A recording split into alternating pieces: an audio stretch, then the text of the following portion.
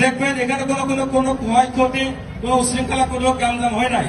আপনারা আজকে এখানে এই প্রোগ্রামগুলো আপনারা আছে, লোকজন আছে, সব বের করে দিয়ে আপনাকে মালপত্র নিয়ে আপনারা নিয়ে চলে যান। আর নেক্সটে মসজিদে, যেহেতু সামনে মসজিদ, নেক্সটে যে আজানের সময় অন্তত যে কয় মিনিট আছে বন্ধ, আধা ঘন্টা বন্ধ থাকবে। যেখানে যেখানে আধা ঘন্টা বন্ধ থাকবে।